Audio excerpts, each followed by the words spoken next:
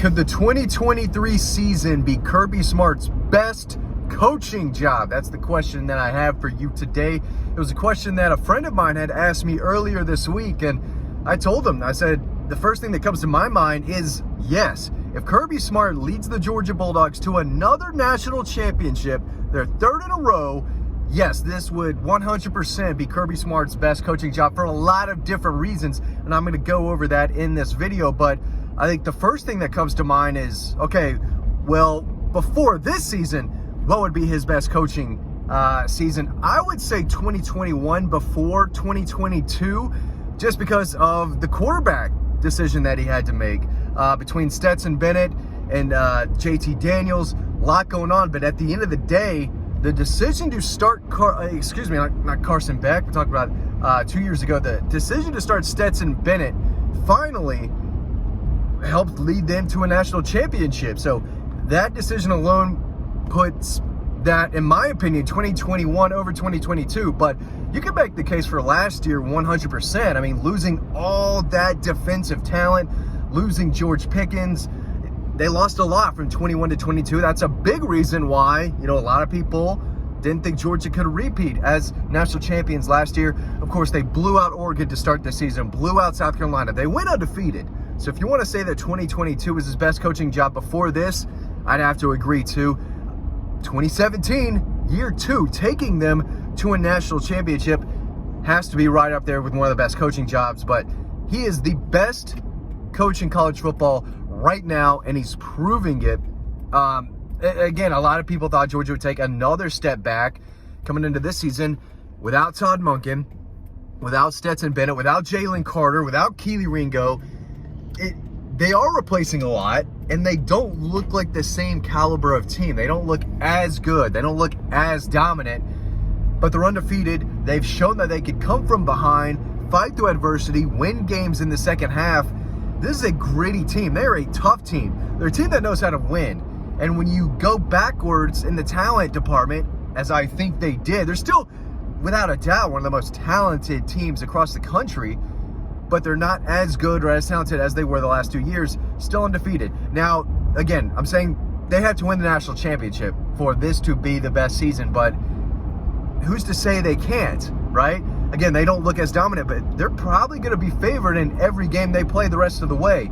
And if they do beat the Gators the way I think they will this Saturday, if they beat a Missouri team that looks good, this is a good Missouri team. I think we're past the point of are they good, are they not? That's a good team. Now, the defense doesn't always play great, but they've got weapons. They know how to use them, and this is the best Missouri team since they won the East about, 11, 12 years ago. They can play. Ole Miss, this might be the best Ole Miss team we've seen since they were kind of a top 10, top 5 type of team years and years ago. They are playing well. Offensively, they're struggling a little bit compared to how they played last year, but they could come into Athens and score. But again, I don't think they've seen a defense like Georgia's, except maybe Alabama. Going to Tennessee, winning that game on the road, if they can do that, winning an SEC championship, going on to win another national championship, Kirby Smart would be coach of the year. And I would have to say that 2023, after losing an elite, dominant interior defensive lineman, after losing the best play caller in program history and one of the best players in program history, a defense that it doesn't have the names, right? I don't know how many of these guys will be first rounders. Maybe Smile Munden, Malachi Starks will. Maybe Michael Williams. Maybe one of the freshmen down the road turns into that type of player. But we've seen better defenses. We've seen Georgia score more offensively. But if they go undefeated, this would have to be the best coaching job. I want to talk about 17 a little bit too. Going on the road, beating Notre Dame, that's when the program changed. And that's when you knew, I think, Kirby Smart is going to be an elite head coach, and he's going to take this program places. Now, they didn't win a national title till years later, but he did a heck of a job in 17. Again, they won the SEC in his second season. I know Mark Richt did that in 2002. And a lot of those players were his guys. Nick Chubb, Sony Michel, Roquan Smith, Lorenzo Carter, Davin Bellamy, right? The list kind of goes on and on. They were a program on the decline, but they still had some guys. The cupboard was not bare.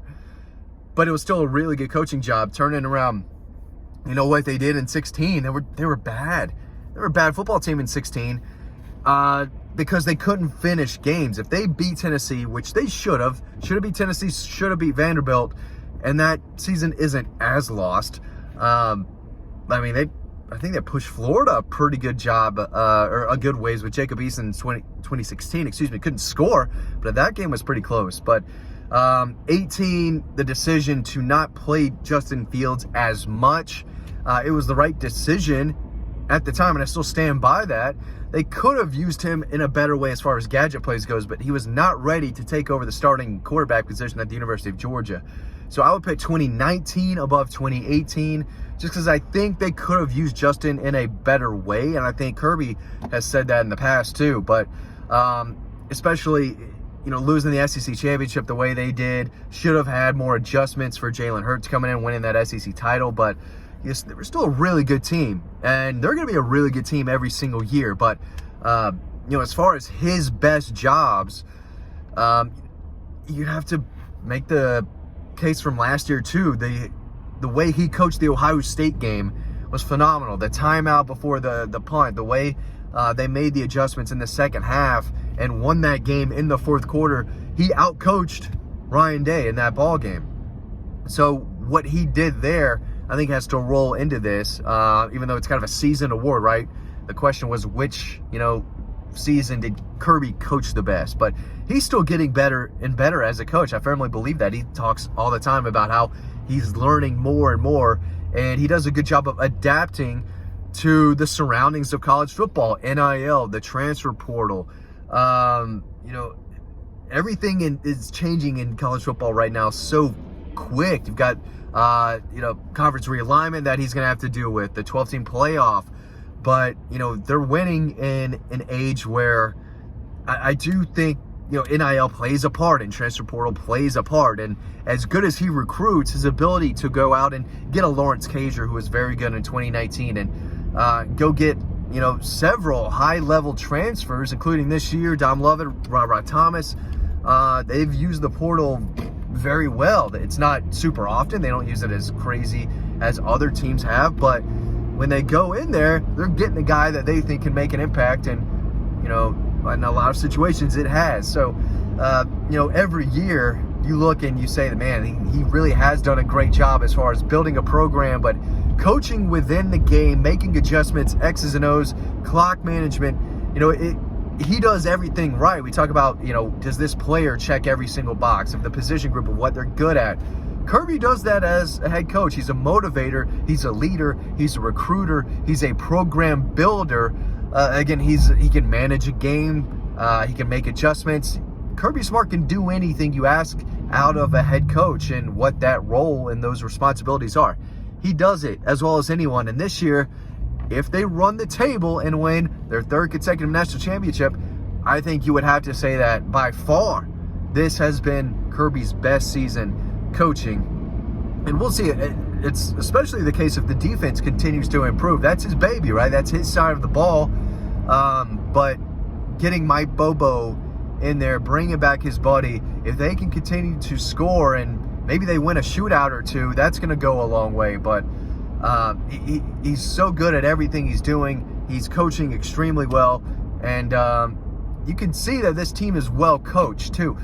They fight through adversity. They know how to come back and win games. They're still playing disciplined, tough, physical, disciplined football. That's what, playing with composure, but playing tough and physical and playing with a winning mentality, a kill or be killed mindset. That's what he's instilled into this program and his team.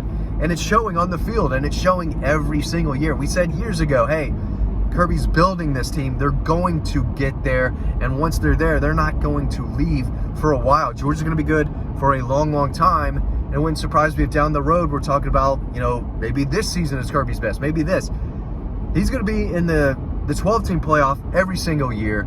If he gets into the 14 playoff this year, like he probably should, they're going to be in a position to make history that we just truly haven't seen in a long, long time. This would have to be his best coaching job or coaching season as being the head man at the University of Georgia. Y'all, thanks for watching these videos. Really hope y'all enjoy it. But we want to see you over on Dog Post. Make sure you like and subscribe this video, obviously, but click that link down below as a free link to sign up for our free newsletter so you can read free stories over on Dog Post. Thanks for watching this video, and I hope to see you on the website.